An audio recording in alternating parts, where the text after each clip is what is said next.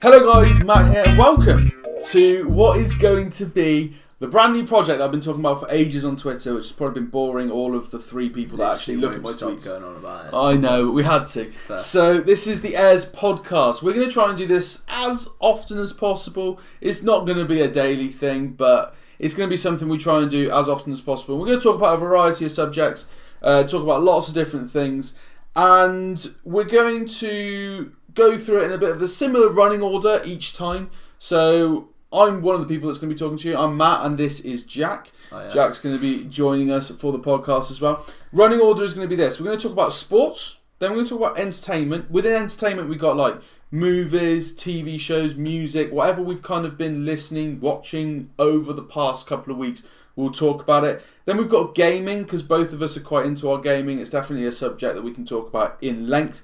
And then each week we're going to have a topic of the week. So this week's one's going to be like the best YouTubers of 2019. Who's killing it, basically. Who's doing it right now. And each week there'll be a different topic of the week where hopefully you guys will be able to get involved as well. How else can you guys get involved? So throughout the podcast, we'll probably be talking about some things and ask for your suggestions or for your opinions on things. So if you hear something that you guys don't agree with, make sure you get on our backs in the comments. Make sure you tell us. Fair, could be quite a lot, because do chat a bit of shit. So we do chat a lot of crap. So it's going to be quite likely that there's going to be something you guys don't agree with. So just let us know in the comments. As well as that, we're going to have some things in the future that you guys can get involved in, but more on that later. Without further ado, should we jump into it?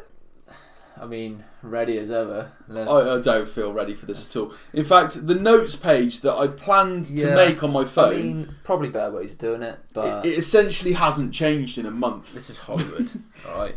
This is not Hollywood. Deal with it. So, first thing I'm going to talk about is sports. Now, one of the major things at the moment has to be managers getting sacked. Yeah, or should be sacked. Should be sacked, yeah. Because, I mean, people are going to immediately jump onto Emery. Yeah. We know one viewer in particular who won't be happy about Emery still being there. Yeah, potentially. You got people like Marco Silva, Everton, he's struggling. Norwich started really well. Now they've dropped off. I mean, well, they did win the other week, but still, one win's always not. But then I suppose on the other side, you got people like Lampard, who's doing really well. Gerrard's doing really well at Rangers. You got Mourinho, who's sort of come in now and made a big impact. So yeah, I'm not sure. You got both sides of the coin, really. When we talk about starting with Pochettino and Tottenham, I mean, I couldn't believe it. I was a little bit shocked, but then when I sat down and read about the news on Twitter or watched a couple of videos on it, when you hear the statistics surrounding Pochettino at Tottenham in the last like X amount of games, he's on relegation form. Oh yeah, it's 100% lower than what you'd expect, especially Spurs. In the past, say, like 6-7 years, they've been consistently top 4. Yeah, Champions League every year. You know, and look, the disappointment last year to lose to Liverpool in the Champions League, but you just look at, say, being a Newcastle fan, I can feel what it's like not having a budget, but they've done so well without having to spend loads. And then, I just feel like Pochettino's sort of earned himself some sort of time by. But did he doing him so well? He earned himself time by getting to that Champions League final. But if you look at the league record around that time, this year it's been terrible. There's no, you can't really argue. But also the league record towards the end of last season. So he dropped off massively after a certain date. I don't have that at the top of my head, but he dropped off after a certain date, and his record since then in the league has been like bottom 3. Pretty sure we might beat him at the end of last year. Newcastle, that says a lot. Bit embarrassing, really. Unless that's the year before. We beat him 5-1 the last game of the season. That might be the year before. So, however, but no, I mean, you know. But he's done it on no budget, so he's built Tottenham to be what they are. So I've forgotten who it was. So I was watching a video today. They're talking about Jadon Sancho. Yeah. And where he should go Absolute next. top dollar. He is absolute top dollar. He's a great player. They're talking about him maybe going to Man City. And then someone stepped into the conversation and said... Probably ruin his career, but alright. Probably ruin his career because he's not going to play any games. Yeah. What Tottenham did with Dele Alli was they chucked him in at the deep end straight away. Yeah. And he's risen to be this, house name within Awful Tottenham. Barnet, but yeah, fair. Awful Barnet and some questionable banter that he has on Instagram. But he's become like this household name. And he's still quite young. I don't know his exact age, but he's definitely a lot younger than me. I mean, we were talking about... I mean, not hard. We were talking about... Rude. So we were talking about signing him, we as in Newcastle, from MK Dons. And I feel that was about 6-7 years ago. Yeah. And I'm pretty sure he would have been 18-ish. Yeah, so he can't be more than 24, 25. I mean, yeah. That makes him my age, which makes me feel horrendous about what I've done with my football career. But wow, saw a good video on Twitter the other day. Overhead kick. Can we shove that in? Can we insert that clip? Well, last time I checked, it said video unavailable. So either your football club have banned me, I'll get it out or it's gone off, or it's gone offline. I don't know which. But anyway, yeah. So I mean, yeah. You even look at people like Jesse Lingard. Yeah. He's been in for years, really, and he's still, 24, 25. I think they've built themselves such a level for them to play at that now it's kind of like, you've got to push on. I think Jesse Lingard certainly feels that pressure. Where I feel like Sterling had that when he was at Liverpool. Yeah.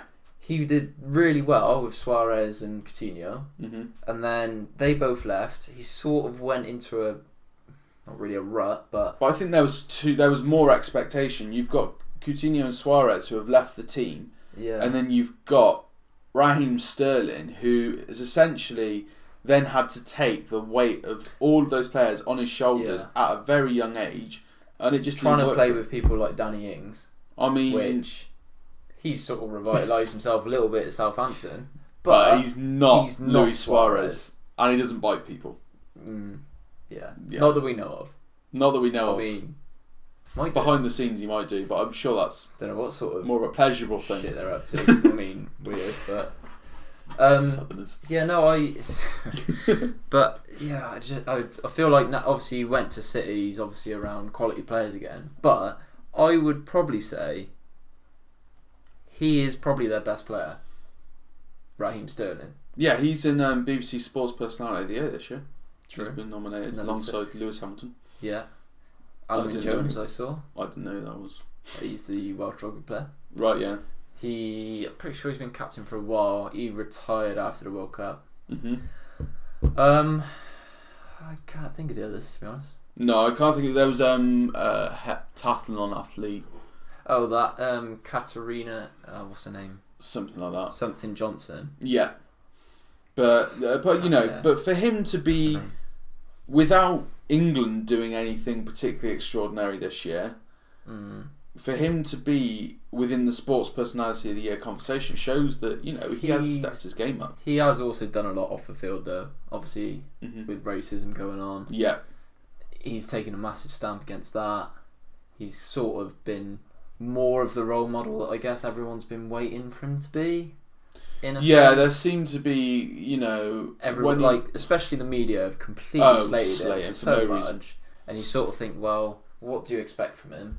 And he's now kind of, I guess, in a way, stepped into what people felt like he would have. So, I don't know, but then it shouldn't take the media giving him shit to do that. I think that's a little bit wrong. No, so I don't feel like the response he's had from the media has been beyond harsh. Yeah. Like, it is ridiculous the amount of stick he gets. For the smallest of things as well. There was one, I can't remember the news story, but it was essentially, he had bought something nice for himself, but they twisted it to make it look like he was flaunting this wealth and being this guy who's just like showing off how much money he has. Well, the other one was he bought a house for his mum. Yeah. And they were like, oh yeah, flaunting the cash and everything. It's like, shut up. Whereas, Ed Sheeran Ed Sheeran bought the houses surrounding his because he kept getting noise complaints, and people's, they swung that as being hilarious. Yeah. So it's ridiculous, isn't it? But anyway, I mean, going back to the main point of, obviously Sancho now is progressing in both Dortmund. He scored last night, night before. Yeah. Scoring for Dortmund kind of for fun. Not for fun, but he's doing well. He's obviously starting for England now.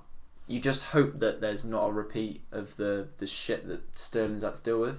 I don't think there will be, solely because he's not playing in England. That's the only thing. I agree, yeah.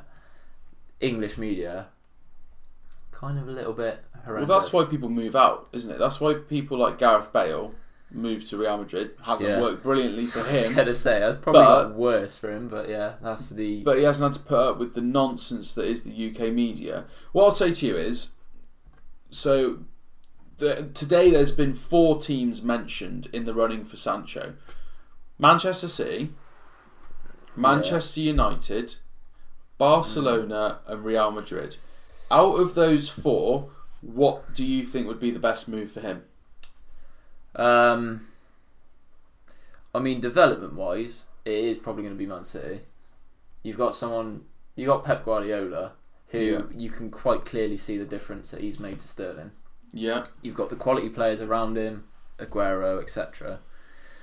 But my argument De Bruyne there and everything, is he that has he won't to play. have regular football. Which he's not going to get because they have 4 different wingers that go in and out of the first team at the moment. Realistically, you'd be up against Sterling. Sane. Or if you're going to play them both, Sane. I mean, there's been talks of him going to Bayern Munich, so back to Germany. Yeah, but you've got people like Bernardo Silva. You've got Phil Foden, who's maybe not a winger, but he's obviously there competing with Kevin De Bruyne. Yeah, they've just got so many players. Man United, I don't feel like that would appeal to him, especially at this current... Look, not necessarily. No. Massive club, no doubt in that. However, these past 3, 4, 5 years, whenever... Was it 2012 he left? 30? Yeah, something around that. 5, 6 years, it's just been downhill. And I don't feel like until there's a rise in, I guess, stock value, if you want to call it, I don't feel like players would particularly... With the other options out there, see, obviously, I don't want to say that people don't want to go to Man United, because people clearly want to go to Man United. Well, Harry Maguire. Yeah, but I just feel like there are, like you say, Barcelona. I mean, even in a sense, Liverpool now, the way that they've done well. Man City, United, Bayern Munich, Juve. There are so many massive teams, especially, in Europe now. It's kind of like, well, United used to be like the go-to. Yeah. Whereas it's sort of branched out a little bit more. And it's... Yeah, I think that, a young English player dreamed of playing for Manchester United. And that seemed to be the thing for such a long time. Newcastle United. But a United, let's say. Sheffield United. Sheffield United. But nowadays, I don't feel like that appeal is there anymore. Not that that's because of who's there, but I feel like you don't have, I want to play alongside Roy Keane. I want to play alongside Ryan Giggs. I want to play with Van Nistelrooy. You don't have those players at United anymore that you want to play alongside. No. For a long time, it was, I want to play in a team with Wayne Rooney in it. Because he was the staple of English talent. Whereas now, who have you got in that United team? You've got Pogba, who just whinges and moans and basically just annoys everybody. Yeah. Who else have you got in that team that you'd want to play with? It's clear to see that he is a very talented footballer. However, one reason or another, whether it's temperament, whether it's just like media or whatever it is, something is just not agreeing with his game, and for some reason he's not performing. Whether he hasn't got the right players around him, I don't know, but he isn't doing what everyone thought he would. No, which was to absolutely run the show, run the Premier League. It's just not worked out that way. No, and I feel like he tries to push the blame of that away from him at any possible moment. So it'll be, I'm playing alongside Scott McTominay. Everyone kind of does that, though, in a sense. In a way, yeah. There's very few players. Roll over and go, oh, it was me. There's. I would say off the top of my head, I can only think of one, maybe two players that I've seen on TV go, we've had a shitter. We should have picked ourselves up. And that is Scott Parker and Mark Noble. They're two players that would go, I'm not playing good enough. I need to sort it out. And they would openly be open with that. Other players either always take the business route of, oh no, it didn't quite work out for us. I would potentially say Frank Lampard's probably one of those who's done that, I feel. Yeah. Weird. They've all, come from West Ham. Yeah, because they've got the work ethic. Maybe that's maybe that is what something what that they people drill need. into them. I don't know. So to finalise this question, then, where should Jadon Sancho go? See, Real Madrid have got the same problem as Man City. Yeah, you've got a lot of players, but Barcelona. You got Messi. If it was me, I wouldn't even say Liverpool because they've got 3 unreal front three as well. Yeah, there's talk of Salah leaving. Arsenal wouldn't be a horrendous choice for him because attacking wise, they're decent. Yes, they can't defend for shit, but also I think imagine him, Lacazette, and Aubameyang up front. That would be unreal. Would be unreal, but I don't think he'd get the service. I don't think the ball would get to him as much as he needs to. Ozil was going to come back and actually do something. Yeah. So here's my take on it. Here's where I think he should go. Borussia Dortmund. Just stay there. What is the point in leaving that at this moment in time? Doing well, At this moment in time, I don't think there's anywhere that is going to be better for his development than where he is right now. And it might be he wants to move because he doesn't want to be in Germany anymore. And if that is the case, then obviously he's going to have to look elsewhere. But if he's happy where he is... great sausages and great beer, so why would you leave? Great sausages, great beer. And you know what? Not that bad of a football league. I thought you were going to say not bad women, but... alright. I've heard they're quite... broader than me. I wouldn't know. You Never wouldn't know. been there myself. I haven't. That actually leads me on to something. I want to go to a German team, watch a football game. Okay, that's what I want to do when I get married. I want that to be my stag. I want to go to Dortmund. Dortmund, yeah, fair. And I want to watch a Dortmund game. Decent. So you in? Any particular team? I mean, that's not Dortmund. That's not going to change my decision. Funnily enough, it's Dortmund because that's where they play. Against who? I think you'd have to be realistic in what you could get tickets for, because I don't think if Bayern Munich would come to town, I don't think you'd be able to necessarily get tickets for that. I could be wrong here. However, I feel like maybe not the demand of the tickets in Europe, but I feel like they're just more accessible. Yeah, I mean, I've never bought tickets to a European game. I went to go watch Barcelona Sporting Lisbon at the Nou Camp. No troubles at all. So I went to watch Lazio, and I bought tickets the day before. Yeah. So yeah, you might be right there. I don't know why.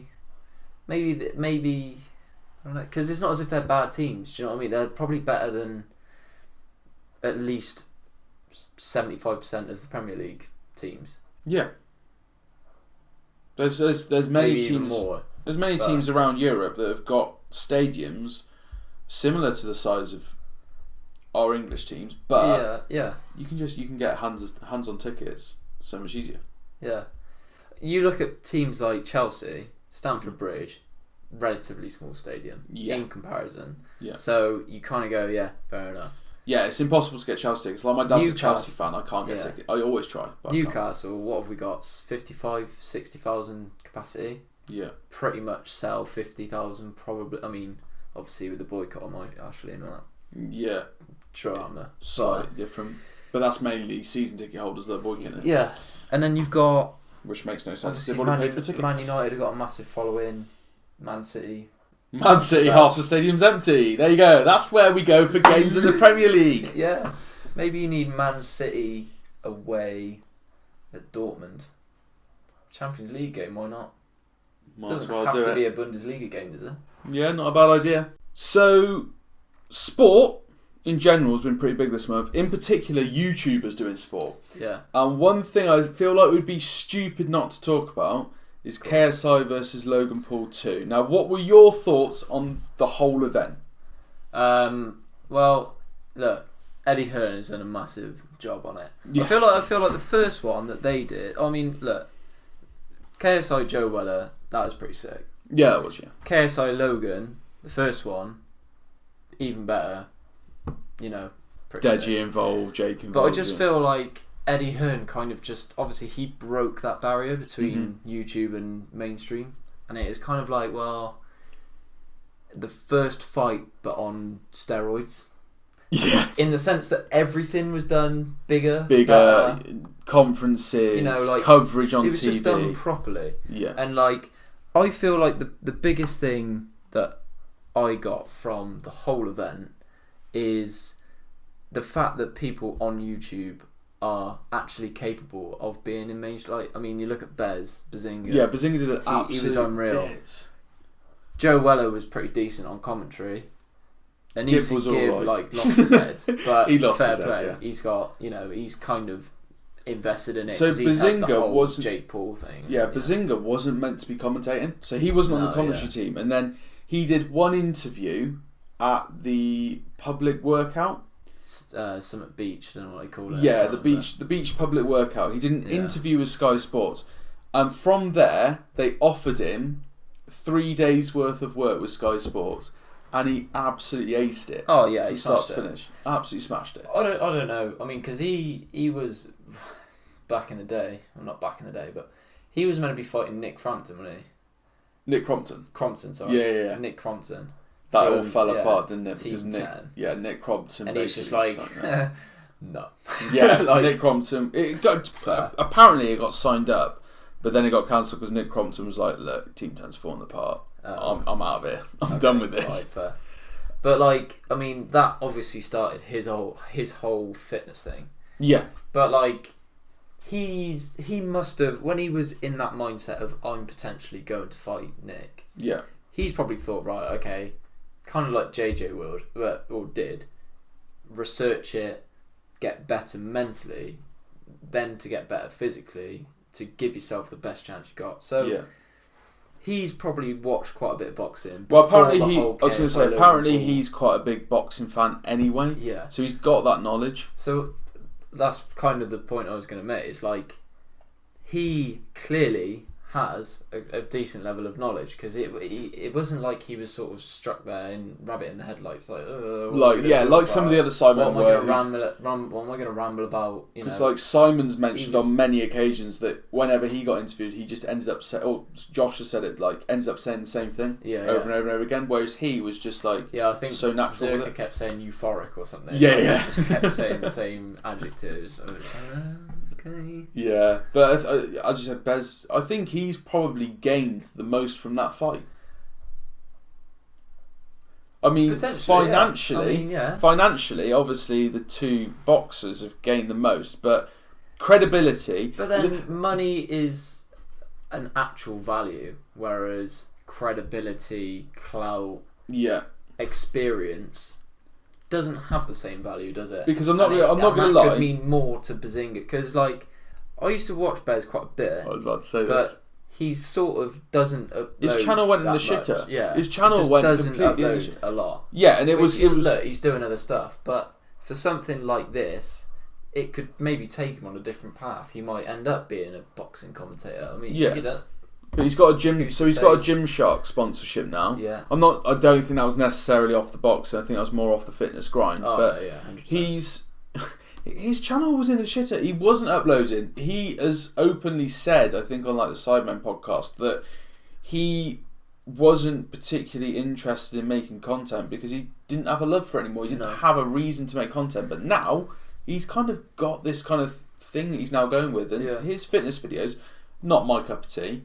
Yeah. But if I've got nothing else to watch, I pop it on, and they're good quality videos. I used to watch his Sidemates channel. Channel series. Yeah. I tend to watch Manny more now.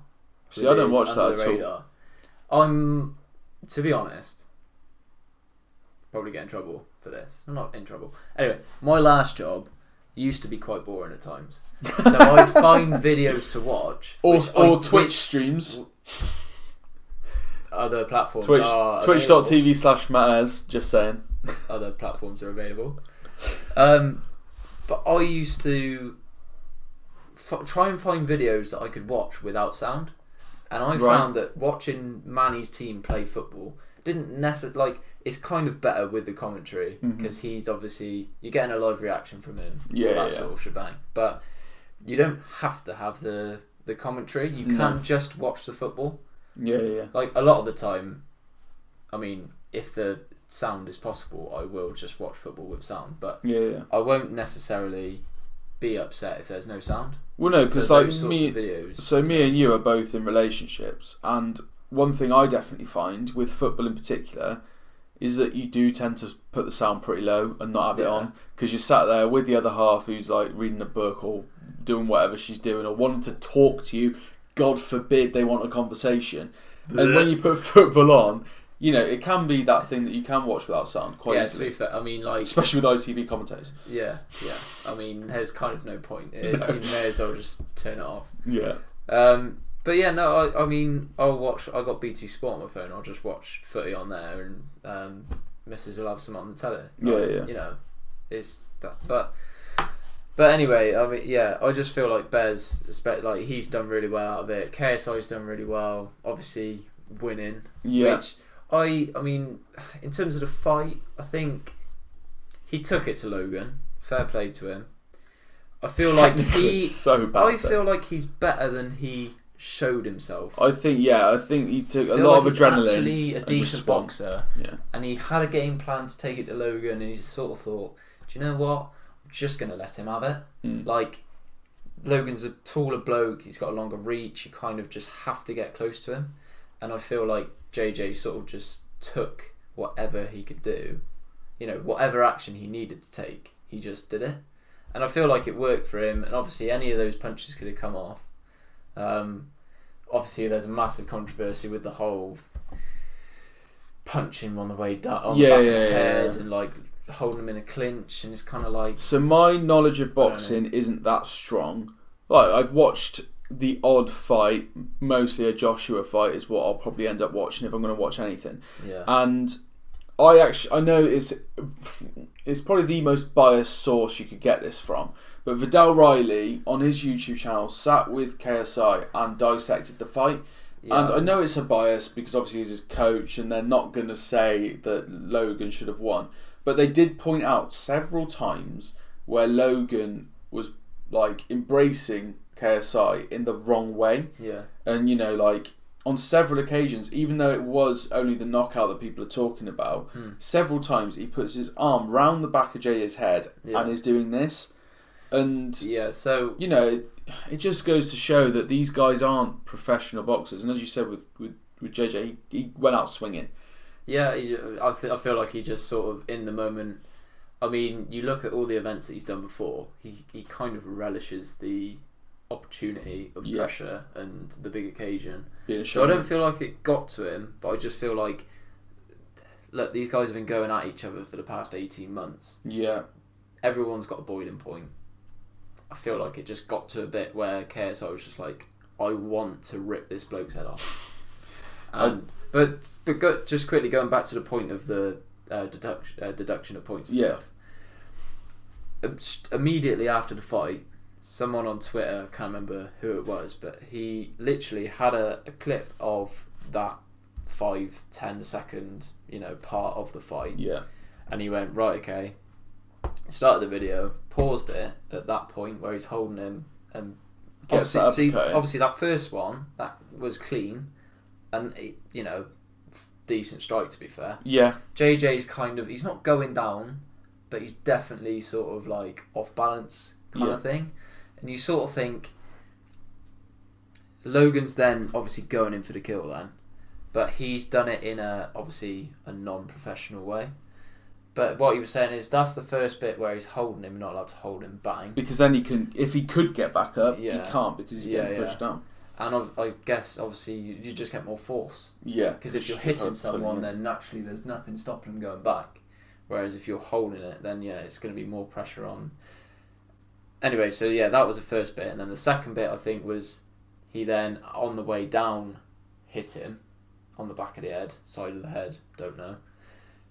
Pretty sure it was the back of the head. Yeah, it was towards the And then the third bit was when he was literally on the floor. He's done like I don't know whether it's a tap or whether he's hit him properly, but he's then hit him again, and you sort of think, realistically, if he just look, I'm not a boxer, and it's easy for me to sit here and say it, but the fact of the matter is, if he hit him with that first one, which to be fair was a very clean strike, looked like there's a lot of power on it. Don't know. Only JJ can be the judge of that, I guess.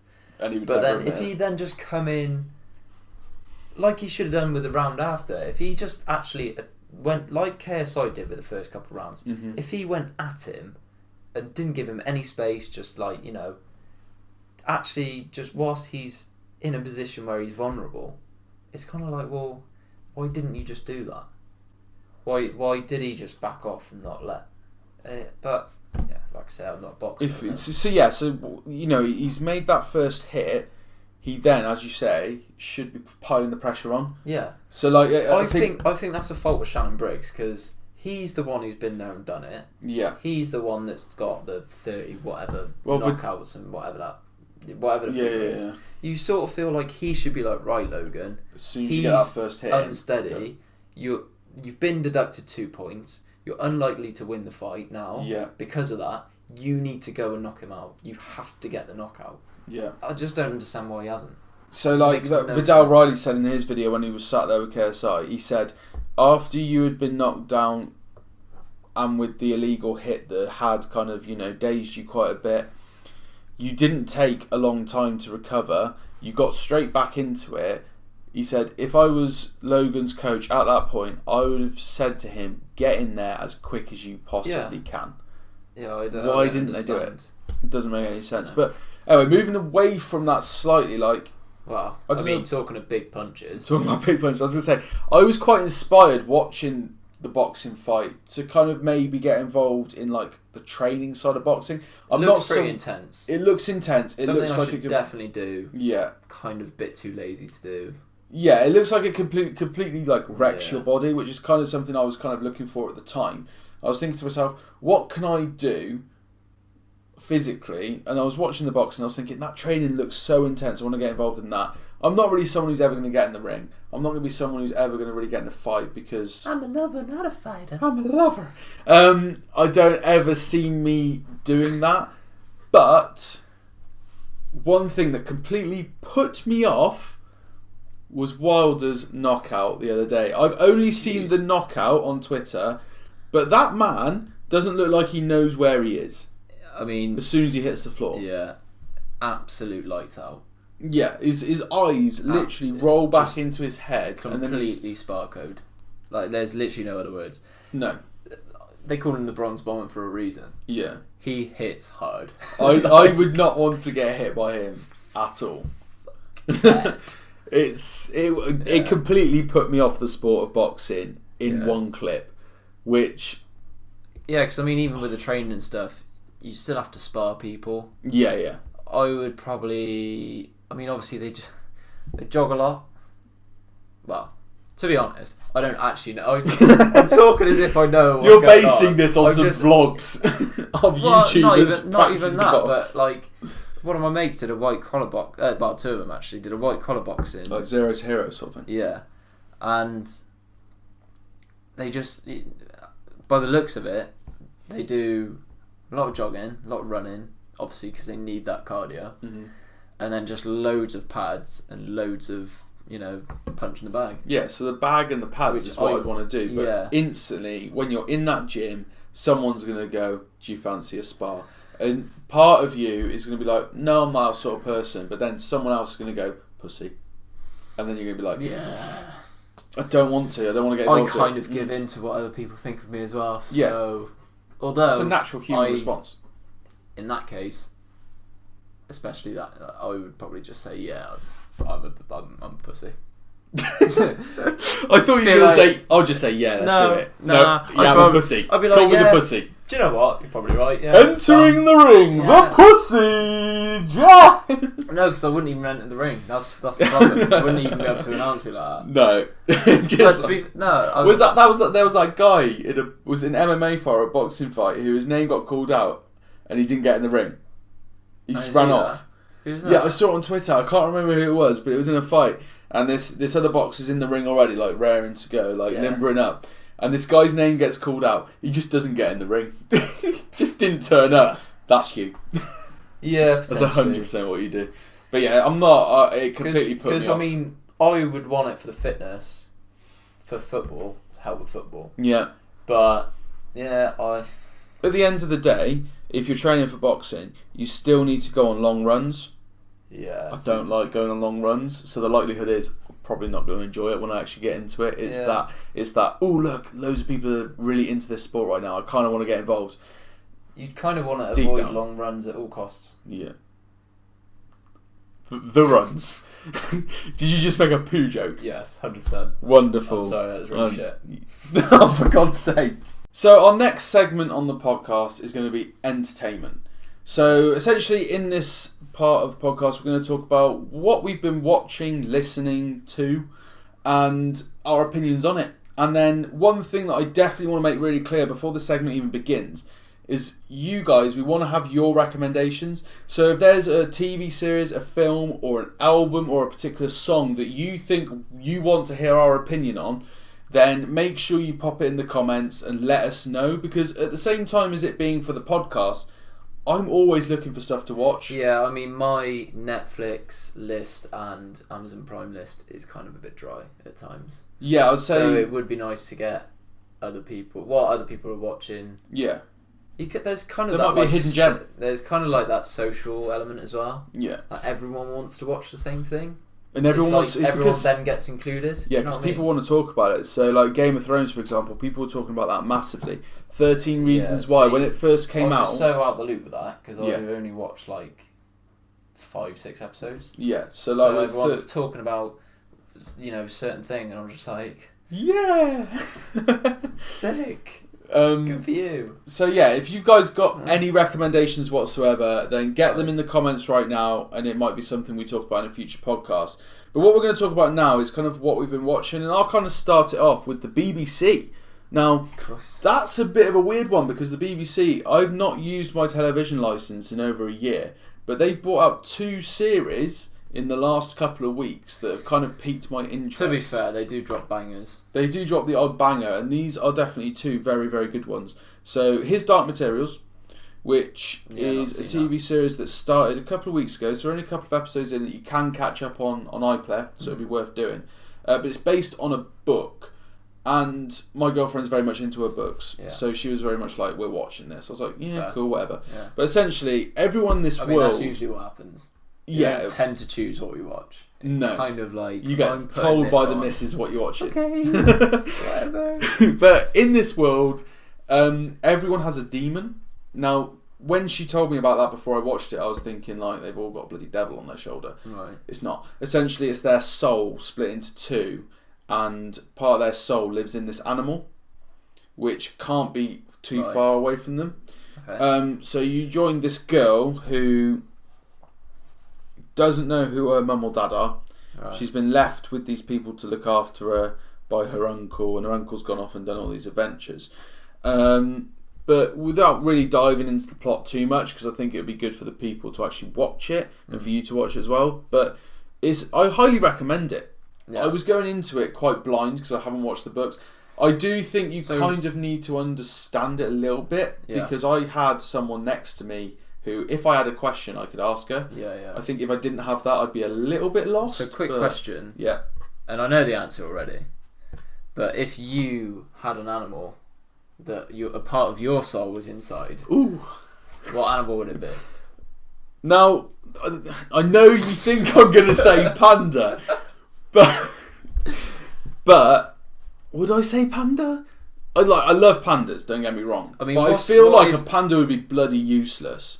I mean, is that the point of the soul inside the animal? Is it to be of use, or is it because it's a reflection of the person? No, so I don't really know, because but from when they're born, they have this animal with them. Yeah.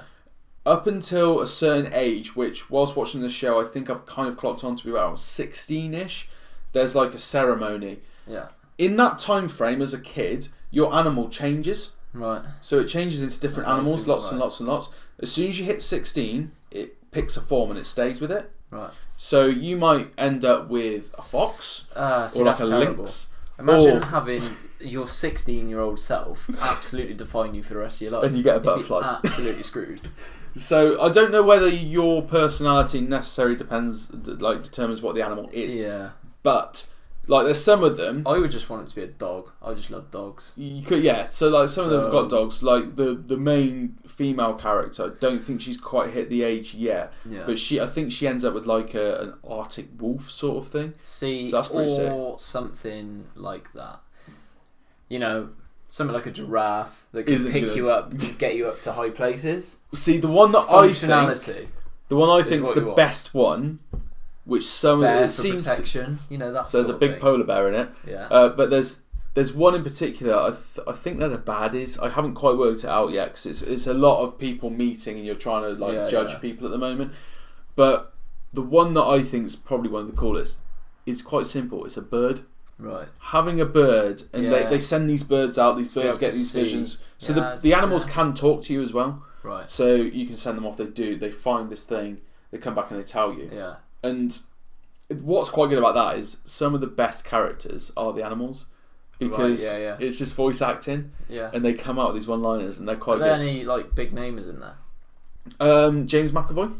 Oh yeah. So he plays the main character's uncle, and he's like the crazy adventure guy who's going off and doing lots of things. Okay.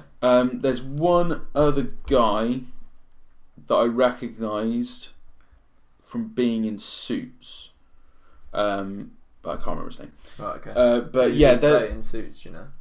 Can't remember. Right, okay. Off the top of my head. Fair. But yeah, that as a whole, the series is definitely worth watching. Yeah. See, I mean, I'm kind of open to the whole fantasy type thing. I've always played Elder Scrolls like my whole life. So I mean, that kind of. I think it's probably worth good. Yeah. The name of the author, I think, is Philip Pullman. Oh yeah. And he's recently come out with like a sequel to the sequel of the ones they're working on now. So there's a lot of material there for them to use. Did he do Golden Compass? So it is part of the same universe. Yeah, and then there's the Book of Dust. Can't remember. Yeah. Which is the newest one. So like I had bought the book for the girlfriend. Yeah, then the TV show came out. I was like, I'm gonna get involved and try and actually show an interest in what you like. Yeah. I mean, still working on her playing COD and stuff, but we'll get there.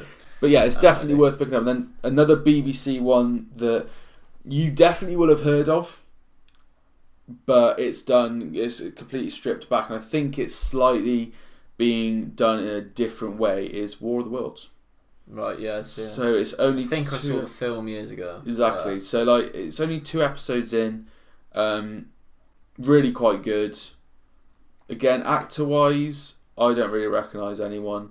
Sometimes that's better though, because sometimes when something is built around people because of their big name, it's actually a little bit shit. Yeah. Whereas if you have stuff that's written well, it doesn't really matter who. I mean, obviously matter who acts it. However, there's not as much pressure, I guess. No, on it being a good actor. So if it's a decent program, it's just written well. Yeah, and this one, the War of the Worlds one, I think out of the 2, I'm slightly swaying towards the War of the Worlds one. Yeah. Just because I'm not a massive fantasy fan.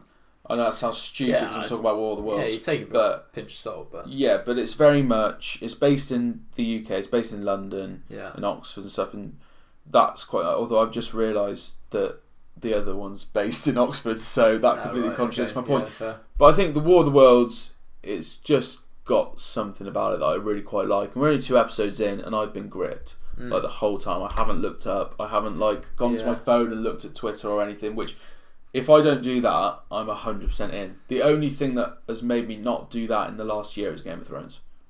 Yeah, I mean, take your word for it. Yeah, so I definitely check out War of the Worlds and His Dark Materials. Yeah. Both very, very good series at the moment. What have you been watching? Finished You recently. Yes, so that's got a new series coming out soon. Yeah, next year. This year, December. Oh, was it? I thought it was early next year. Boxing Day, I think. Oh, right. Sweet. So... Yeah, that was pretty sick.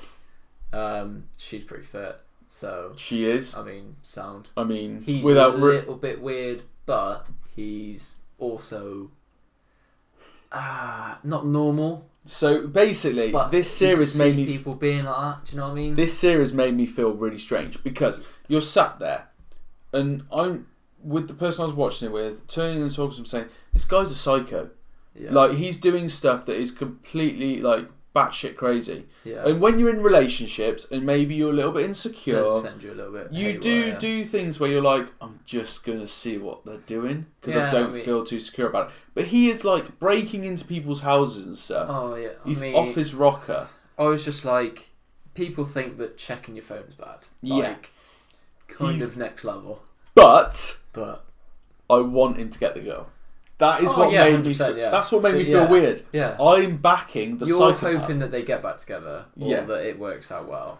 I mean, I was a little bit. Oh no, I can't even say. No, I don't want to ruin it. You're not going to ruin the endings for people. It was enjoyable. What else have I watched? So there's a program called Schitt's Creek. Schitt's Creek. So SCHITTS. Right.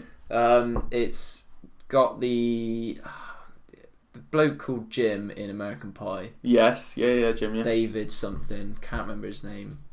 Anyway, it's him and his son. It's quite funny. It's basically about a family that had a company, absolutely loaded, lived in America somewhere.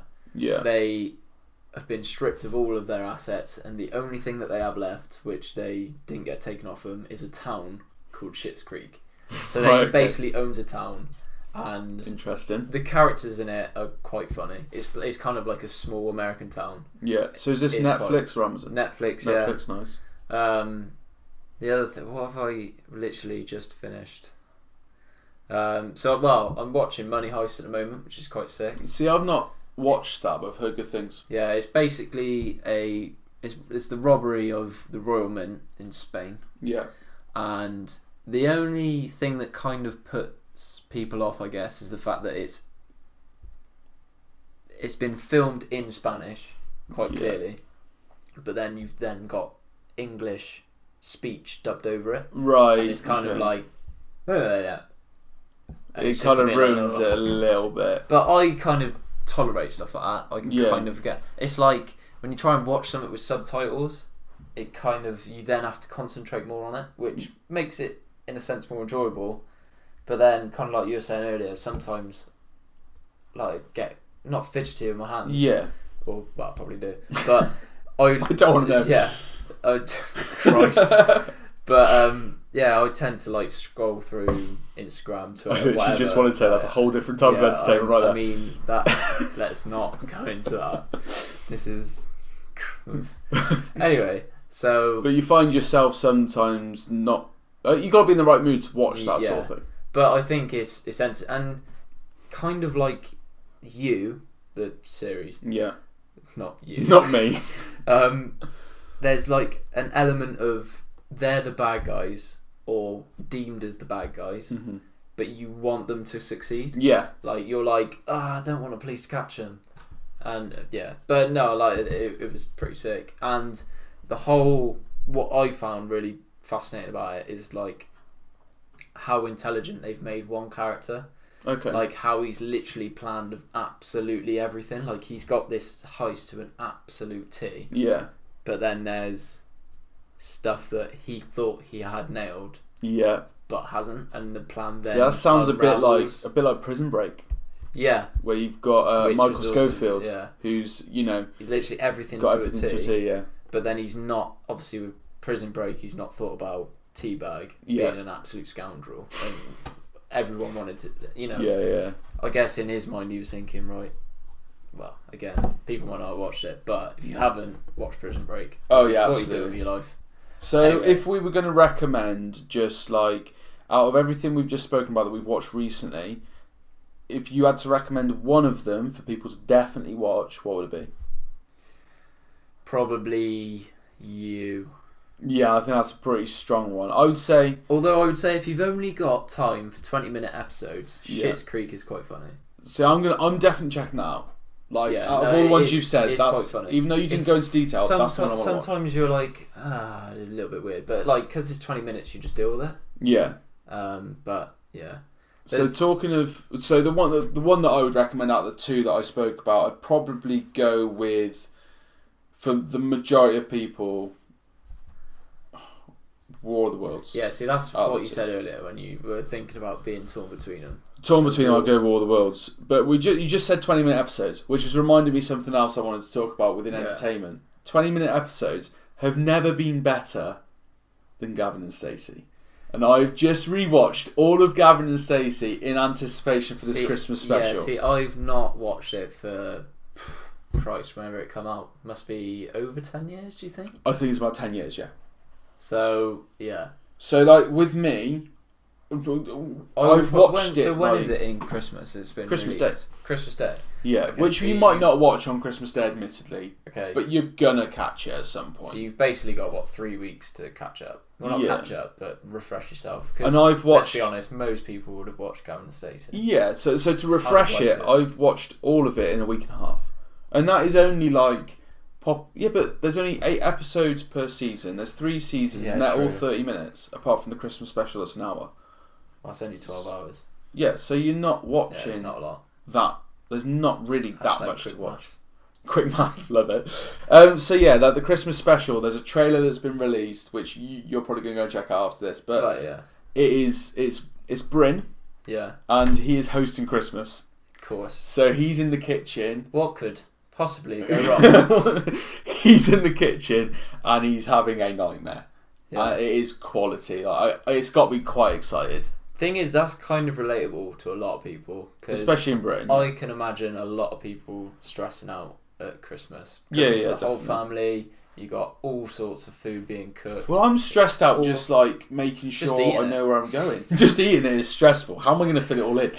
But like, I'm stressed at Christmas just by buying presents and making sure I'm where I need to be at the right time. Imagine having to literally prepare the one meal that everyone looks forward to each year. Yeah, not my cup of tea. So yeah, Bryn's having a freaking nightmare. Yeah. And it looks quality. What I didn't see... So is it a one-off? It's a one-off Christmas special. They're not doing a new series or anything. Yeah. Apparently they also filmed it, edited it, watched it, scrapped it. Really? So, like, James Corden has said that he sat there, he watched the whole thing, and he thought it wasn't good enough. So they refilmed certain scenes and added to it. So I think it's going to be... I think it'll be on par with the last Christmas special, around an hour's long length.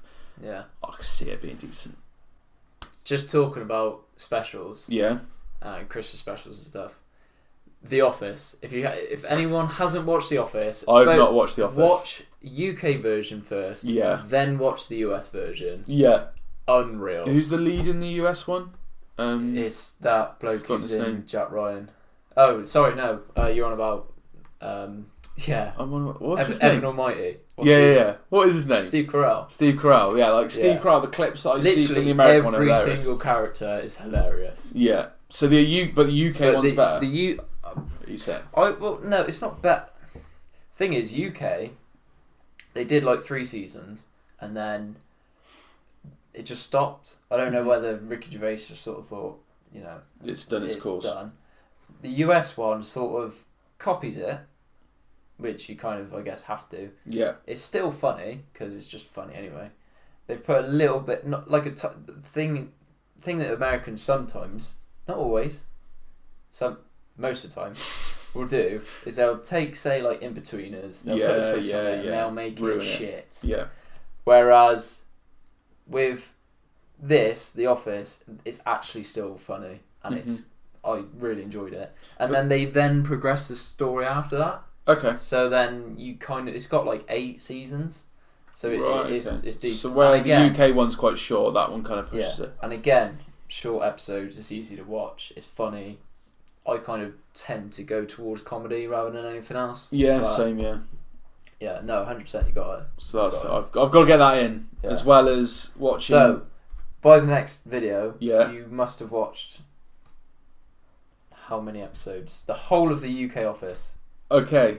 All right. I'm gonna get. I'll try. Which, to be fair, actually, I don't know how many episodes there are. Probably like 30 odd. So by January, I need to have watched all that, which I could do. And you lot as well. And those guys as well. 100%. Right. I'll give that a go. Yeah. That's Okay. So our next section was going to be about gaming. So let's just start off by saying, like, what have you been playing recently? Pretty much COD. Just COD. Pretty much. I mean, I used to play Fortnite. Wasn't very good at building. I don't think anyone plays Fortnite now. Let's face it. Used to play. I kind of play Minecraft every now, but yeah, it's pretty much just COD. Yeah. So like, COD, I think they've leveled up since the last game. The maps are a bit different, but I think the actual gameplay is a lot better, and the weapons are pretty sick. And yeah. Yeah. There's elements of it that I don't like. Mainly just some of the maps are maybe a bit bigger than I'd want them to be, but the gameplay. It's the access routes that people are most annoyed at. But the gameplay itself is quality. Like, it's a great game. 100%. It's a great game. Everything's smooth. Mm-hmm. I feel like everything's actually not like there's been some COD games where you sort of think I buy it. I kind of feel it with FIFA. Like, I'll buy it. I haven't bought this year's, but I'll buy it because like everyone else has. So that's what I did this year. Stop playing it. Yeah, I very quickly this realised COD, I'm like, I want to play again. Yeah. Like, I will stay up till like 1 a.m. Should have gone to bed like 2 hours before. Yeah. But COD's just unreal. With COD with me at the moment, it's very much. So as you just said, like, I bought FIFA because everyone was buying FIFA. Everyone in my Twitter circle was buying FIFA. You've done that for like 9 years. 10 years. And usually it'll last 6 months and then I'll be done with it. Whereas this one, I was 2 weeks into the game. They did a patch after 2 weeks that completely changed the gameplay, and then I was done. I was like, I'm out. I don't want anything to do with this game. I was like that with FIFA 19. Yeah. I played it for about a month. Pro clubs. I played Ultimate Team for a day. Yeah. I didn't do a career. I didn't do online when you pick a team. Whatever it is. Seasons. Yeah. Didn't do seasons. Literally played pro clubs for a month, and then couldn't be asked. Yeah, so to be fair, Red Dead Redemption came out, so I just played that. Yeah, I'm not going to be touching FIFA anymore. I've kind of decided that's not my game, and I bought that because people in my like Twitter circle in particular were all buying it. Call of Duty, I bought that because I liked the look of it. Yeah, and I've loved it. It's been great. I just like going back to those roots. I mean, my first Call of Duty was World at War, which is COD 5. Crikey. You're young. But I played COD 4, like, I wasn't there in the early days of COD 4, but when I bought COD 5, everyone was playing it at the time, and then when that died off, I went to COD 4. Yeah. So then I played that, and then obviously when Modern Warfare 2 came out, that was a massive thing. So like Modern Warfare... So going back to that Modern Warfare is what I like. Yeah. Not really a fan of the whole jetpacks and all that sort of thing. Boots on the ground. Yeah. So like for me, Modern Warfare, I was 15, 16 years old. Yeah. I would get home from school by about 3:30. Yeah. I would do any homework I needed to do as quickly as possible. Yeah, I skipped homework. I just went on to Border Me, Chaz and Chris would be on Call of Duty Modern Warfare from like 5 o'clock till 10 o'clock at night, 5 hours every single night. It was still, to this day, it is my best gaming experience. Yeah. Yeah, I'm kind of on a par between COD 4 COD 5. Because, like you, went to school, come home, would play it I would get home at probably about just before 4. I would play it non-stop. The only time I wouldn't play it is when I'm going to have food and then come back to it. Absolutely. And then go to bed, like late. And then, when like going back to Modern Warfare, COD 4, exactly the same. Like, just absolutely loved it. There was even like half terms where people will be like, oh yeah, we're doing this, doing that, and I'm just like, I'm playing COD. I literally play COD. I mean, there's holidays now, Jack, where I'm off work and all I do is sit there and play games. I mean, why go outside and spend money? Just when you can play spend cards. money inside. Yeah. But what I like about we've both just spoken about really good times of playing Call of Duty 4 Modern Warfare. Yeah. They are bringing maps back to Call of Duty Modern Warfare now that were in the original, which is sick. I mean, I'm like Vacant especially. That is the one I Vacant's want. Yeah. Unreal. And it's coming out this fall. Yeah, and I just you just hope to get that feeling back. I feel like when the remaster came out, it was good. It wasn't quite the same. I think having a brand new game. If they did, I don't know how much are they going to change the maps at all? No, so I think Vacant, Vacant, Shipment, and there's one Shipment's more. just going to rage the shit out of everyone. But it's Like, but it's hilarious. Every time you play it, it's a funny I'm not map slating to play. it. No. I love it. I was speaking to football lads the other day. Yeah. And we were saying how COD 4 and COD 4, pretty much every single map was good. Oh, You can't, maybe like Bog. Bog was fine. No, there was Like- which was the one with the 2 apartment buildings. It's really dark. I want to say it's called Overgrown. Overgrown's got like the river in the middle. No, that's not it. Then Overgrown's fine. It's the one where everyone was a sniper and they just stay in the buildings. Block. Yeah. That's the only one I fucking hated. Yeah, see, I kind of tolerate it. I don't think it's too bad. I can't tolerate Block. I can tolerate every other map. I would only play Search and Destroy on it though. Okay. If I had a team deathmatch and I played Block, I'd just be like, nah, get out. Yeah, no, that's a rubbish map. But yeah, they're bringing out the Battle Pass, which I'm really looking forward to. But as well. like this year, everyone's like, yeah, Piccadilly shit.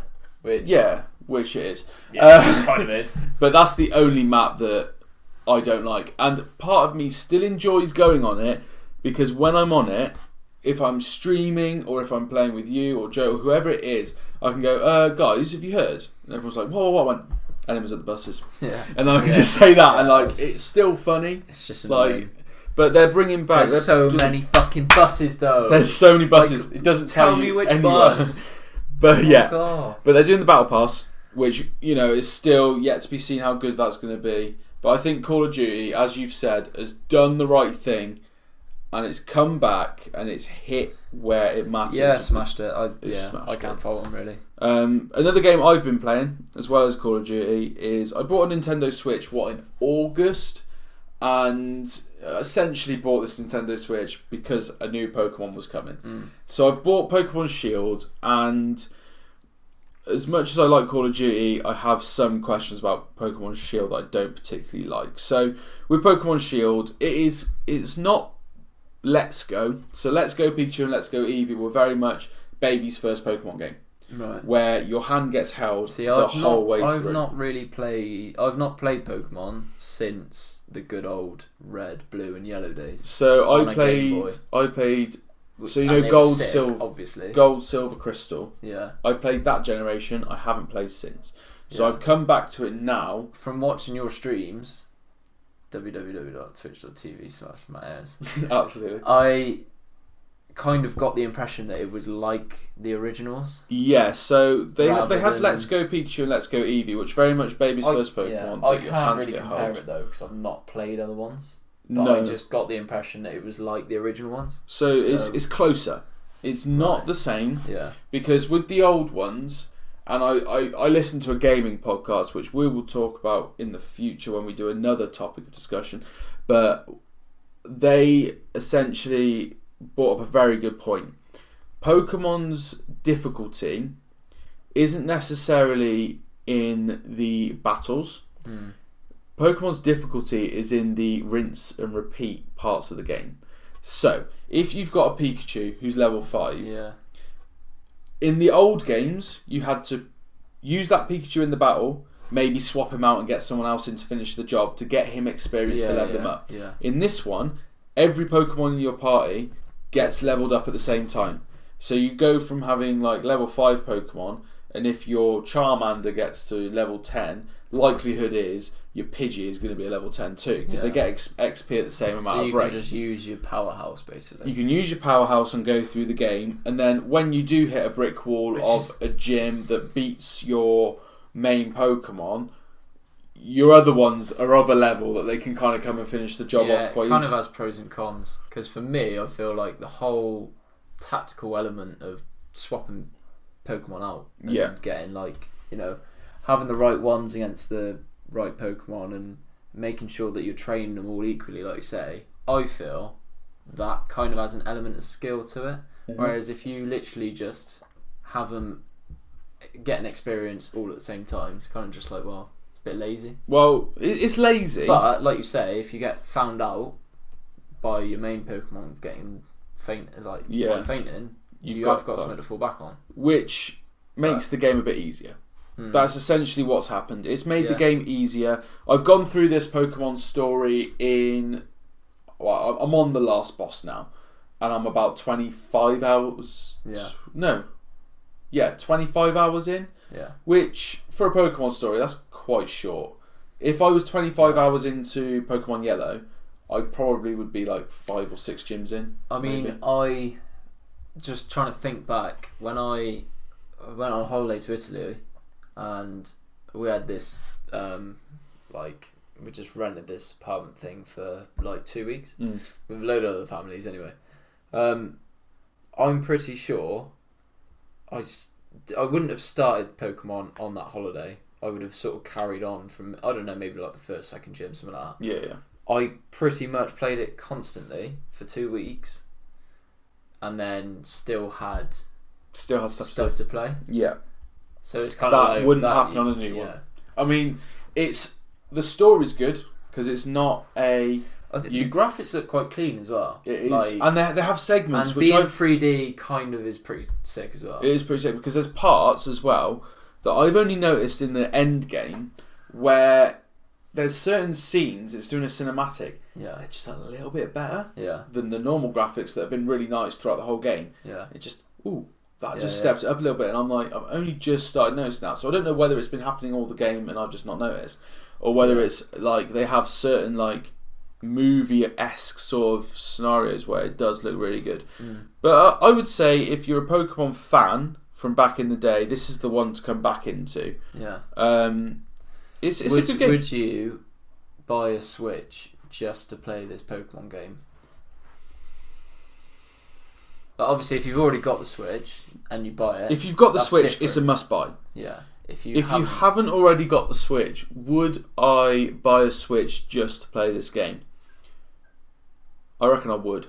Right. I think it's good enough. Like, even thinking about it now, I've got a bit of a smile on my face because I have had a really good time with it. It's good enough to warrant it, I reckon. When you finish the story, will you carry on playing it? That is... I won't stream it anymore. I'll be streaming other games. But will I play it? I think I will because it's on the Switch and it's a game. Again, we've said about like stuff we watched with no sound, like football. Yeah. It's a game you can play with no sound on because there's no voice acting in it. And when the missus is there doing something, you can sit there on your Switch and you can play it pretty safely. But the music's pretty lit. So the music is incredible, to be fair. But yeah, I would highly recommend it. There's one more like thing within the gaming sort of segment of the podcast that I want to talk about, and that's PlayStation Plus. So PlayStation Plus have just announced their free games for this month. So each month with PlayStation Plus, if you don't know, you get a certain amount of free games. So you get 2 free games for PlayStation 4 every single month as part of your membership that you've got to pay to play online. Basically like Xbox do. Basically like Xbox do as well, yeah. So the free games this month are Titanfall 2 and Monster Energy Supercross. Now, Monster Energy Supercross, like, get in the bin, don't care. Right. Titanfall 2 has apparently got an insane story, so I'm looking forward to maybe giving that a go. But what I wanted to ask you was, what is your thought on PlayStation Plus games? Are they, or like Xbox, Games with Gold, yeah. Are they are they something you look forward to each month to see what it is, to give it a go? Or are they games that are so past it you don't really care? They're one of those that it's like, well, look, they come up with bangers now and then. I know that Assassin's Creed was on there once, which what a sick franchise. Yeah. I just feel like majority of the time is kind of like a I mean, not now because I sort of play PC games more than anything, or play on the PC more than anything.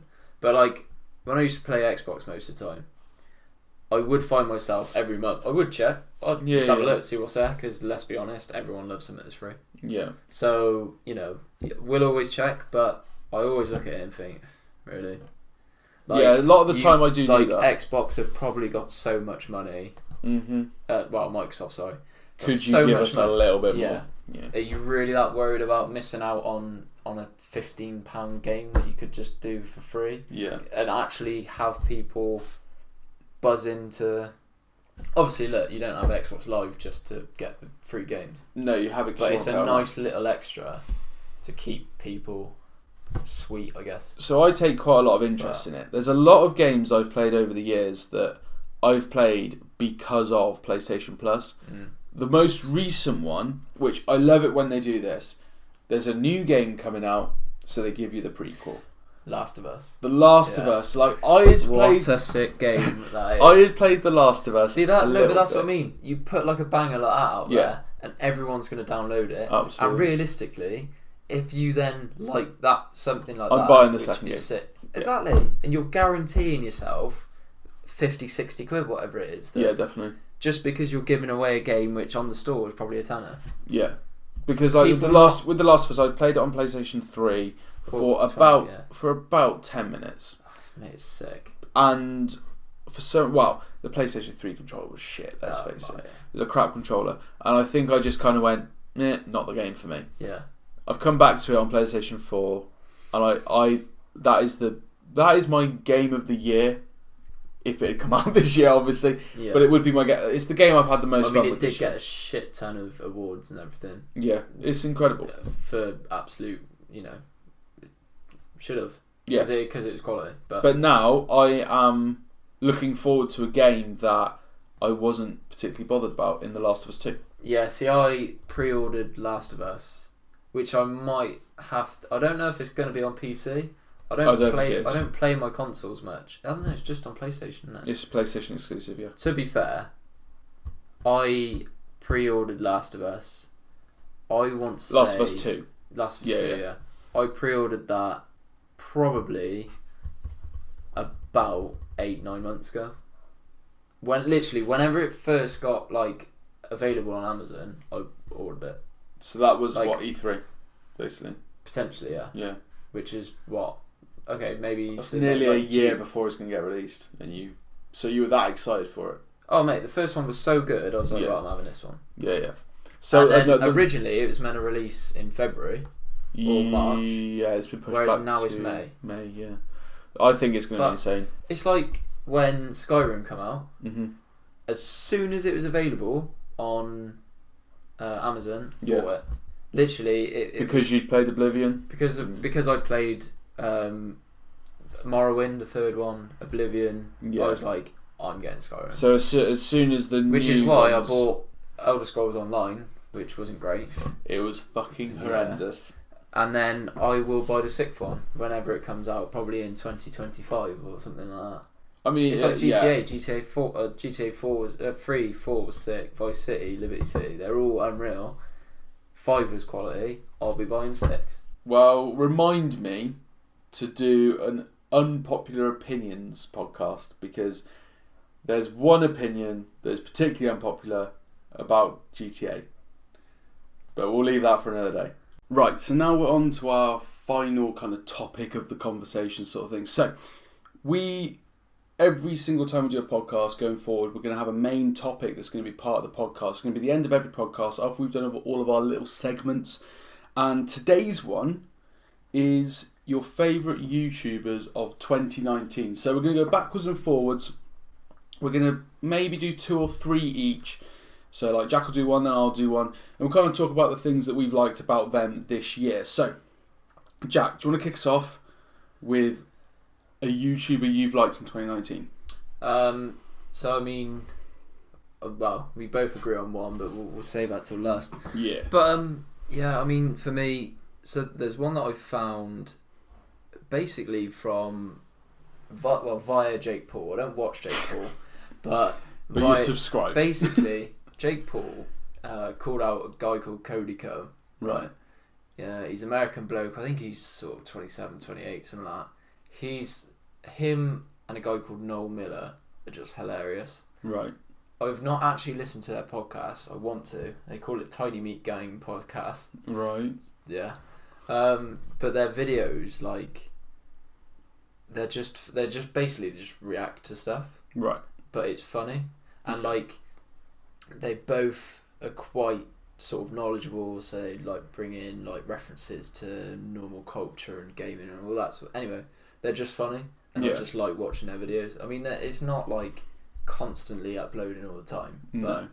But, so, I mean, basically, Cody Ko is one of my favourites at the moment, who sort of does it with Noel Miller. Yeah. I kind of prefer it when they're both in it. Mm-hmm. But I'll watch a video if they're just on their own as well. So, I mean, that's sort of my first one. Okay. So that's someone I've not watched at all. Yeah. And whilst we go through this, I found them in the past sort of year or so. Okay. Yeah. So whilst we go through this list as well, guys, make sure you're recommending your favourite YouTubers from 2019. It'll be interesting to see. As obviously, I don't know Cody Ko.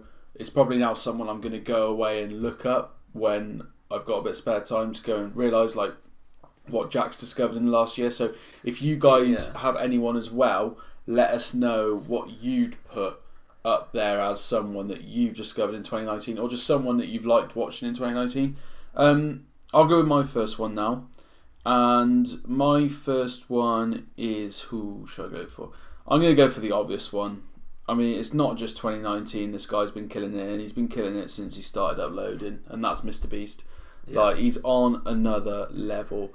He's just got so many ideas. Yeah, and all of his ideas, like, even when it's a trash video, like, he says sometimes on Twitter, because he kind of talks about his videos before he uploads them. So, like, say he's doing 24 hours on a boat. He'll say, oh, you know, we've been recording this video. Yeah. I'm really looking forward to you guys seeing it. Yeah, he but then you'll does have another very one. much big it up well. I don't know whether he's got any sort of advertising background, but you kind of get that impression that he knows how to sell something. Absolutely, but then he'll do the opposite and as well. So sometimes we go, look, I've got a video coming out. I'm not 100% happy with it, but I still think you guys will enjoy it. Yeah. So I'm putting it out anyway. And then when you watch those videos, you're like, it's not your best, but it's still better than like the majority of YouTubers out there, which says a lot really about someone he's acing it. He's just acing it at the moment. He's unreal. I mean, the whole sort of PewDiePie versus T-Series thing, he jumped on that massively. He did that really well. And he's got this Team Trees thing at the moment, which is obviously for a good cause. Yeah. The one video that always sticks in my mind when it comes to Mr. Beast, obviously you got the one where he had like all the different YouTubers collaborating at the same time. They did the paintball game. Yeah. They did like the last to leave challenge. Even they had like streamers, like Courage JD, those sort of people in there. But the one that always sticks in my mind is when they got the homeless guy a house, and like, I don't think I've seen that. So it's this black guy. He's quite old. I think one of Mr. Beast's men kind of knows of him. Right. So it wasn't necessarily a random bloke they'd just given a house to. It was someone they know was struggling. And they just kitted him out with a nice one-bed place, sofa, refrigerator, everything that this guy would need to kind of survive. And when I saw that video, I don't know, it just hit me. Like, I was like, this guy isn't like other YouTubers. He's not someone who's just producing content to make himself money. He's not producing content just to try and get fame. Well, I mean, if you were to look at his like financial accounts, he must literally have like 5 million in, 5 million out. Like, you can just tell that the money that goes into it is. I mean, look, not everyone's gonna be able to do it, but he actually chooses to do it when he doesn't need to. No. You look at other people who probably may underfund their videos, who you probably think, geez, you've probably got millions in the bank. Why are you not deciding to invest in it? Because that's kind of what you've done. With him, career. I think that he gets a lot of money through sponsorships. So he does a lot of sponsorship deals, which I know... Honey always pops up. Honey's amazing. I used Honey this week and got like 20 quid off a microphone. I was living life. Respect. But, like, he'll get that money in, and I think he puts that money straight into the video. Then his profit is his ad revenue, which for him is mental, because he's getting like 20 million views a video. And, you know, all of his videos, I've had an advert on. So there's a single one I've watched where I haven't got at least one mid-roll. Yeah, you do tend to find that those long videos, not just him, obviously all sorts of people, but you always see sort of at least, if you got a 20-minute video, there's at least 4 or 5, probably. Yeah. 3, 4 or 5. And he just, he must be making so much money off that. So yeah, I think he's up there. He's my one for this year that I think's killing definitely. Me. What's your second one then? I've been watching a lot of Jackmate recently. Right. He's, again, kind of a bit like Cody. Because I started watching Will and E. I still do, to be fair. Will and E's good. I like He's Will. funny. And like, Jackmate's kind of similar to him. Yeah, so he'll see certain stuff. He does a certain series called Rank Bank, which is quite hilarious. Like he will find an absolute helmet on the website on the internet. Yeah. And we'll just rip him a new arsehole, which is quite funny. So for context, my knowledge of Jackmate is I've seen him on a podcast with True Geordie once. Yeah. That was a Christmas special, I think, they did that last year. Yeah, they're doing that again this year, I think. And I know, and I saw him, I watched the calendar video on Zoella. Yeah. That's the only Jackmate video I've ever watched. Yeah. No, he does a podcast as well, actually. Happy Hour Podcast. Yes, I've heard about that. Yeah. Which is Alex does that with I'm Alex. Alex, yeah. Stevie, and I think the other guy is called Jordan, not 100% sure. Yeah. But yeah, they have guests on. They've had KSI, Mini Mint, a Vicstar, those sorts of people. Actually, I did watch the Vicstar one just because I think Vicstar's someone I've watched for so many years. But he's been so consistent. Yeah. Over the years. Like, I mean, I don't think he makes the hardest content to make in the world because it is essentially gaming content and that is it. Yeah. But he does, I don't know, the grind he's got is incredible. He knows what his audience wants, I guess, and he just plays to his audience, which I guess is what you should do as a successful YouTuber. So if someone was going to go in and watch Jackmate now for the first time like I would you go in and watch the podcast or would you try and catch on some of the videos? I would just watch any latest video. I would probably start with the Rank Bank series just because it's quite funny. Yeah. And the people that he talks about are pretty massive bellends. So yeah, there's nothing to hate about it. Okay, so that's now Cody Co and Jackmate, the two people that I've not really watched that I maybe should get involved in. People that basically just take the piss out of other people, which I find is quality. Yeah, see, that's something with this channel. Obviously, kicking it off with a podcast is one thing, but in the future, I want to either do some individual videos or some joint videos where we essentially do what he does, and watch stuff, maybe be on like reacting to stuff on Reddit, or maybe finding a YouTuber that we've come across that's just ridiculous. So like, do you watch Memulous? I know who he is. I've never. So I watch all of his videos. Yeah. They come out like maybe once or twice a week. I've seen every a few where he'll basically just have some game going on in the background. Yeah, just talk over it. Yeah, so he's usually very much the same as Jackmate. He's found a YouTuber and he rips them a new one. And there was one that I watched just today where it's talking about a woman who had created a video which was a how to get away with cheating on your husband. Like that, you could go. He was just there like, watermelon. Like, what are you doing? So like that sort of thing kind of interests me, and that's maybe something that I'd quite like to do in the future potentially. That sort of video, so that'll be quite interesting. Check those two out. My next one is, I mean, it's a channel as opposed to an individual. I guess the mastermind behind it is Spencer FC, and the channel is #United. Now, it's not necessarily getting the most views, but I think it very much touches home with like grassroots football. And what they're doing at the moment is they've basically turned a group of mates playing football on YouTube, taking the mick out of each other, into a semi-professional football club. It's a self-sustaining semi-professional football club. It is crazy, and the highlights are genuinely well made. Because I mean, said before, I watch Money. He does his Under the Radar, and I think they've got some pretty decent footballers in there. Yeah.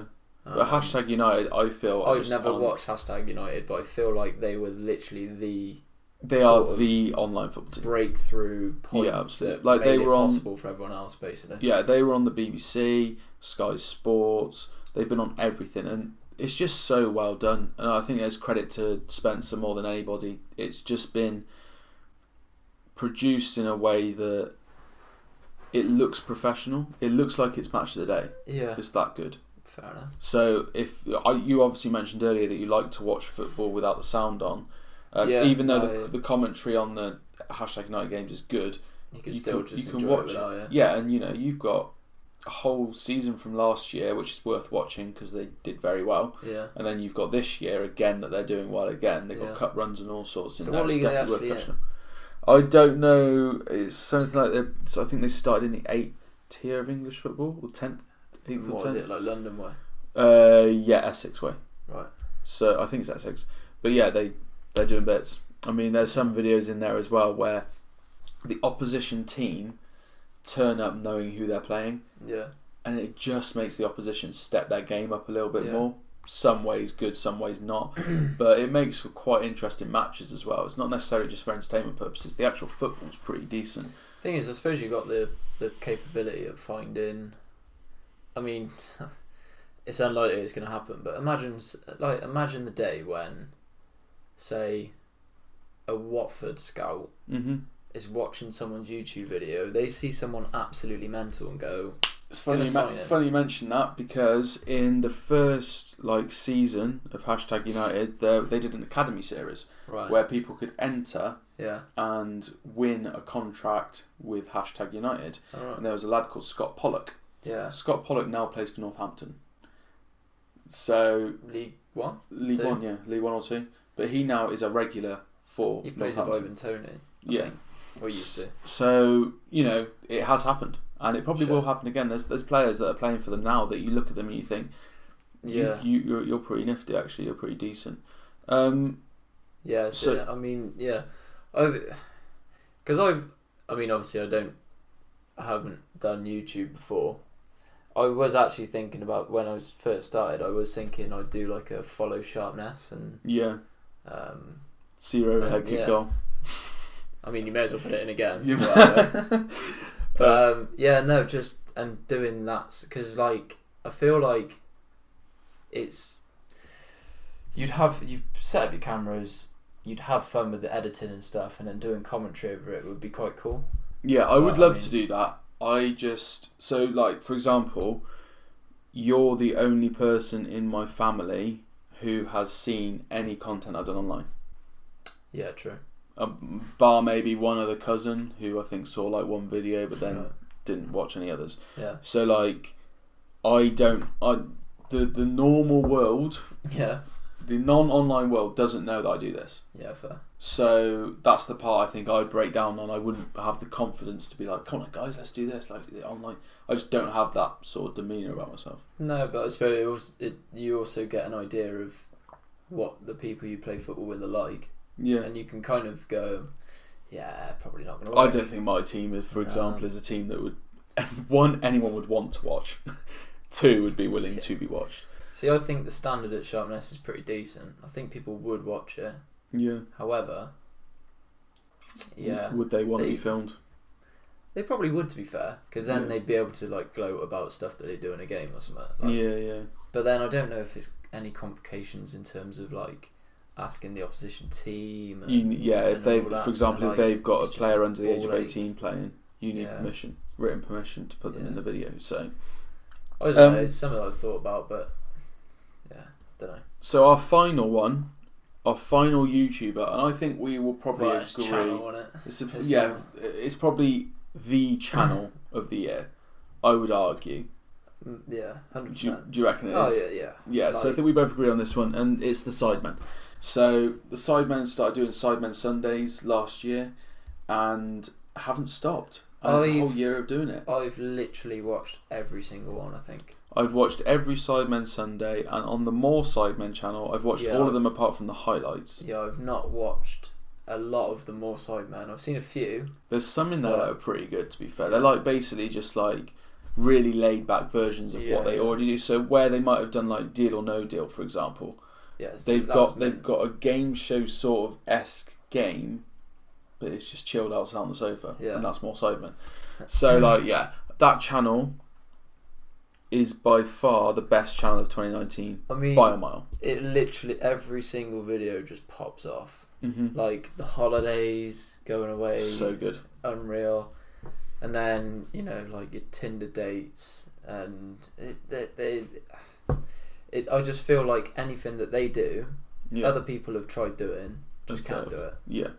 I think because you've got so many personalities within the group as well. Like, some people will probably sit down and say, what do Vic and Toby bring to the group? But Vic gets bullied, which is funny. And Toby is the nice guy. Yeah. And also, he's also funny. Yeah, Harry, and I'd say Harry's probably the funniest. Harry's slapstick because he's literally just strange. When they did the road trip and he cracked his head on the floor, like, what are you doing? That actually hurt me just watching that. It was painful. It was hilarious though. Horrendous. So, like, what would you say out of the whole year has been your favourite Sidemen Sunday? I think the Tinder dates. They're hilarious. Both videos. They're the ones I've rewatched. Yeah. They're the only ones I've rewatched.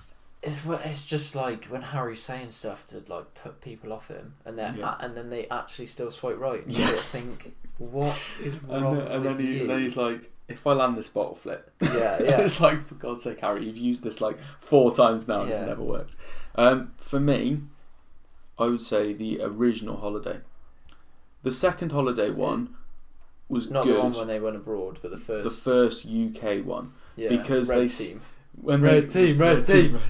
When they sent them off to where they filmed Gavin and Stacey, and they turned up, and the fairground was closed. Yeah, and then they had to drive to other places. Yeah. That was hilarious. Like, I think absolutely brilliant. Yeah, just talking about places being shut and stuff. Yeah, when in the second one, when Vic, Ethan, and was it Simon? Yeah, they went to a different airport. They went to Southend or wherever it was. Went to the amusement park, and it was closed. And then it was closed. And you just see their reaction. It's just brilliant. Funny. And like the fact that Ethan has been shafted so many times. Yeah, for him to finally get. He's not even got a good one yet. He still hasn't got a good one. No, because there was a video where he's like, "Oh, this makes up for all the times I've not been on the right team." What was that one? That was on the most recent one. That was on the abroad holiday, but then it turned out he was on the bad team again. Oh yeah. So we got completely done over again. But like the first holiday one for me is the first time. Like, I sat down, I started the video. I was like, "It's how long? Yeah. This video is that long? Are we sure?" Like, I thought that's not going to work. That's just stupid amount of time to put on the video. I feel like people are just so invested in the Sidemen though. I sat there and I watched, rightfully so. I watched all of it in one go. Yeah. I am someone who actually, another contender for best video is when they got roasted by Stephen Trice ruined them. That was incredible. Pretty much just. But there's banger after banger. That's the thing. Yeah. We could mention, bar 1 or 2 of their videos from this year, we could probably mention any of them and go, that's a contender. Probably.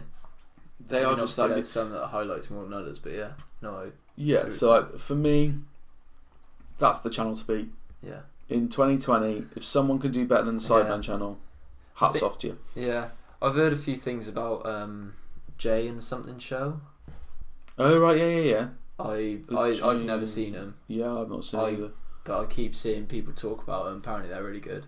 Okay, that's one worth checking out as well. If you guys got any, let us know. Yeah, absolutely. Pop down in the comments now. Let us know. Actually, let us know who your channel of the year is as well. Yeah, we'll see. I got a slight feeling it's just going to be Sidemen. Probably. But I sort of tend to now just stick to whoever I'm sub to. Yeah. Like I'll see people like I'm Alex. I'll see a video if it's trending or something. And I've watched him a couple of times. I don't particularly gain traction with him. But then I've seen him on Will and E channels and they're funny when they're together. So yeah, definitely. But anyway. I think we finished the first podcast. Probably. I think we're done. It's a miracle. It is a miracle. It's only taken 3 hours. So and the rest. So essentially, guys, that is us done. If you have enjoyed, please hit a massive thumbs up on the video.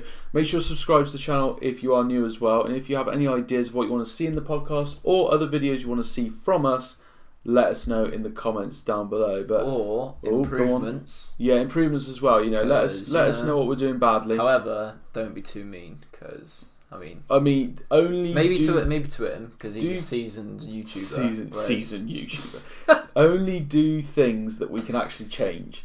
So like my looks, that's not an improvement we can make. All right, we can't better what we've already got. We're just working with this. All right, that's all we got. But yeah, that's it. Thanks guys for watching, and we'll see you in the next one. Farewell, my friends.